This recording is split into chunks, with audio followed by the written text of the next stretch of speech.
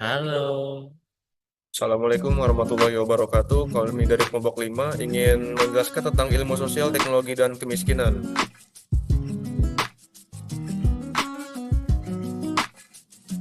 Di sini kami akan menjelaskan poin-poin tentang pengertian, apa itu teknologi, fenomena teknik, pengaruh iptek, kemiskinan, dan ciri-ciri kemiskinan. Apa sih ilmu sosial itu? Ilmu sosial merupakan studi sistematis tentang tindakan manusia, kaitan tindakan tersebut, dan proses sebab akibat yang terlibat dalam interaksi manusia. Ilmu sosial merujuk pada studi sistematik mengenai manusia, human persons, dan masyarakat, society, manusia, human persons. Dalam masyarakat atau society dalam masyarakat, dan society dalam manusia. Dan beberapa sikap ilmiah.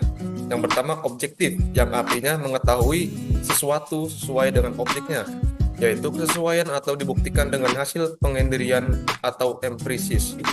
Yang kedua, metodik, artinya pengetahuan itu diperoleh dengan menggunakan cara-cara tertentu dan terkontrol.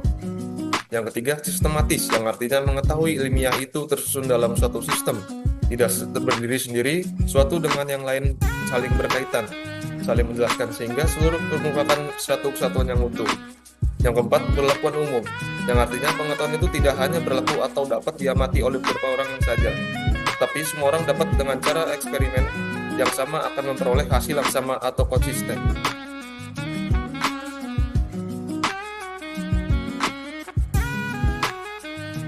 baik selanjutnya apa itu teknologi? Nah, kalau menurut filosofi Yunani, teknologi itu dibagi menjadi dua kata, yaitu tekne dan logos. Yang artinya, untuk tekne sendiri artinya itu adalah penciptaan. Kemudian untuk logos itu artinya keteraturan. Nah, kemudian menurut Zettler pada tahun 2024, pengetahuan teknologi itu adalah tersistematis untuk meningkatkan produksi barang dan jasa yang diwujudkan dalam kemampuan yang berbentuk produktif, organisasi, mekanikal, berdasarkan riset dan atau teori ilmiah. Kemudian yang ketiga yaitu pendapat dari Siemens dan Gutenberg pada tahun 2009. Mereka berdua berpendapat bahwa teknologi merupakan cara mewujudkan pikiran dengan mendesain peralatan yang memudahkan kehidupan pastinya. Nah, kalau kita ambil kesimpulan dari tiga pendapat ahli ini, teknologi itu adalah sebuah seperangkat sistem atau metode dengan menggunakan ilmu pengetahuan untuk menghasilkan sesuatu, baik itu dalam bentuk produk ataupun dalam bentuk peralatan. Nah, kemudian di sini ada juga ciri-cirinya dari teknologi barat. Nah, ciri yang pertama itu adalah intensif dalam berbagai hal. Dan juga di sini disebutkan bahwa lebih akrab dengan kaum elit. Nah, kaum elit ini biasanya kan kaum-kaum yang kelas atas yang memiliki penghasilan lebih tinggi di atas orang-orang biasanya.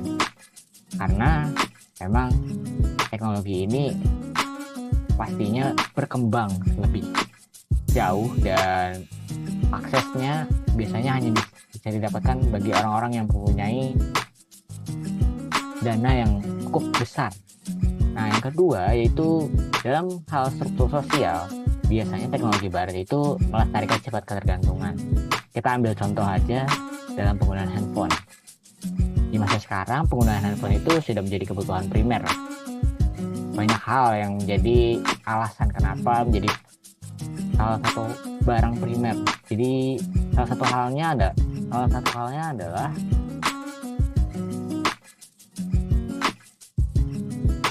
handphone itu sekarang dapat digunakan sebagai alat komunikasi. Selain jadi alat komunikasi, juga sebagai alat untuk perdagangan. Jadi sangat erat kaitannya. Jadi tanpa harus kita bertemu, kita bisa melakukan transaksi jual beli. Itu merupakan salah satu contoh kebergantungan dari teknologi barat dalam hal handphone. Kemudian yang terakhir atau yang ketiga adalah teknologi barat menganggap dirinya sebagai pusat. Nah, hal ini beranggapan bahwa atau kita bisa ambil kesimpulan bahwa negara-negara yang berada di bagian barat itu menganggap dirinya adalah pusatnya, adalah intinya dari seluruh teknologi yang ada di dunia ini dibanding dengan negara-negara lain. Mungkin kita ambil contohnya kayak negara Amerika yang memang teknologi di sana sangat maju pastinya.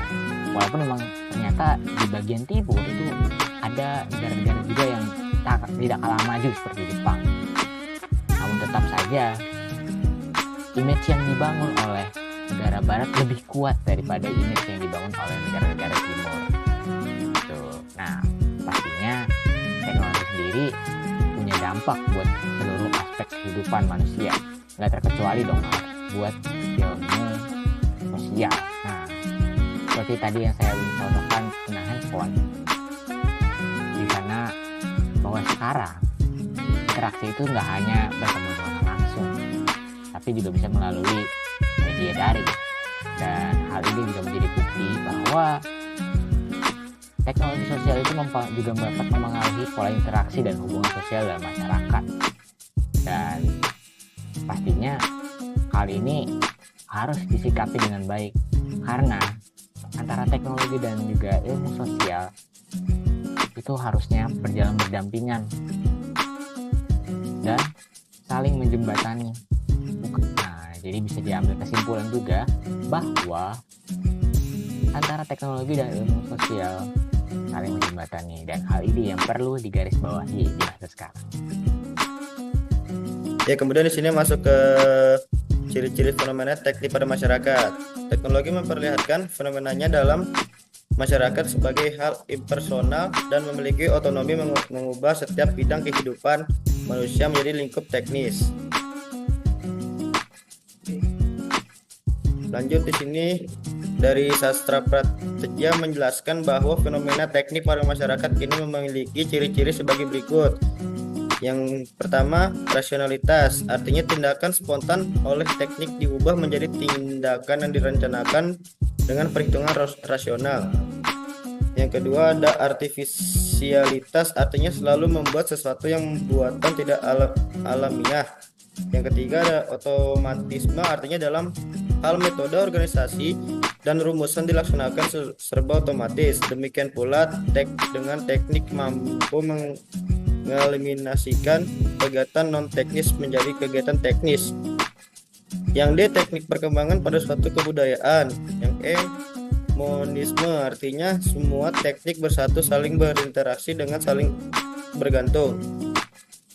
Yang F, universalisme, artinya teknik melampaui batas-batas kebudayaan dan ideologi, bahkan dapat menguasai kebudayaan. Yang G, otonomi, artinya teknik berkembang menurut prinsip-prinsip sendiri.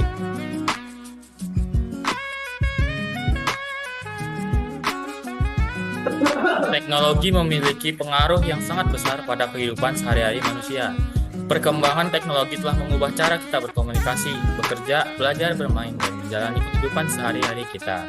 Nah, di sini ada pengaruh yang sangat besar pada kehidupan sehari-hari manusia. Nah, lainnya nih, yang pertama ada komunikasi. Teknologi telah mengubah cara kita berkomunikasi dulu. Surat dan telepon rumah adalah satu-satunya cara untuk berkomunikasi jarak jauh. Sekarang, dengan telepon pintar, email, dan aplikasi pesan instan, kita dapat berkomunikasi dengan siapa aja di seluruh dunia dalam hitungan detik.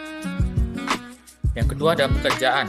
Teknologi telah mengotomatiskan banyak tugas dan proses dalam lingkungan kerja.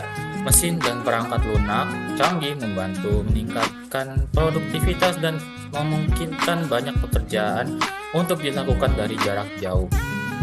Di pendidikan, ada teknologi telah membawa perubahan besar dalam pendidikan. Pembelajaran online, sumber daya digital, dan aplikasi edukasi telah membuat belajar menjadi lebih mudah, diakses, dan fleksibel. Selain itu, teknologi juga memungkinkan pembelajaran jarak jauh. Di hiburan, perkembangan teknologi juga mempengaruhi cara kita bersenang-senang. Streaming musik dan video telah menggantikan bentuk hiburan tradisional seperti CD dan DVD. Permainan video juga semakin canggih dan seringkali merupakan bentuk hiburan utama bagi banyak orang. yang ini ada keamanan dan privasi. Teknologi telah memberikan tantangan baru terkait dengan keamanan dan privasi. Serangan cyber dan pelanggaran data menjadi risiko yang lebih besar, sehingga perlindungan data pribadi dan keamanan menjadi sangat penting. Nah, ada kehidupan rumah tangga, Internet of Things, memungkinkan perangkat di rumah kita untuk terhubung dan berkomunikasi satu sama lain. Ini memungkinkan kita untuk mengendalikan pencahayaan, suhu, dan perangkat lainnya dengan mudah melalui perangkat pintar. Nah, di sini ada pembayaran dan keuangan. Teknologi juga telah memengaruhi cara kita melakukan transaksi keuangan. Pembelajaran digital seperti kartu kredit dan aplikasi pembayaran semakin menggantikan uang tunai, membuat transaksi menjadi lebih cepat dan aman. Selanjutnya, apa itu kemiskinan? Kemiskinan adalah kondisi kehidupan yang serba kekurangan yang dialami seorang atau rumah tangga, sehingga tidak mampu memenuhi kebutuhan minimal atau yang layak bagi kehidupannya. Kebutuhan dasar minimal yang dimaksud adalah yang berkaitan dengan kebutuhan pangan, sandang, perumahan, dan kebutuhan sosial yang diperlukan oleh penduduk atau rumah tangga untuk memenuhi kebutuhan hidupnya secara layak. Ciri manusia yang termasuk dalam kemiskinan. Yang pertama, ada tidak memiliki faktor produksi sendiri seperti tanah, modal, keterampilan, dan sebagainya. Yang kedua, tidak memiliki kemungkinan untuk memperoleh aset produksi dengan kekuatan sendiri, seperti untuk memperoleh tanah, garapan, atau modal usaha. Ketiga, tingkat pendidikan mereka rendah, tidak sampai tamat sekolah dasar karena harus membantu orang tua mencari tambahan penghasilan. Yang keempat, kebanyakan tinggal di desa sebagai pekerja bebas atau self-employed, berusaha apa saja. Yang kelima, banyak yang hidup di kota berusia muda dan tidak mempunyai keterampilan.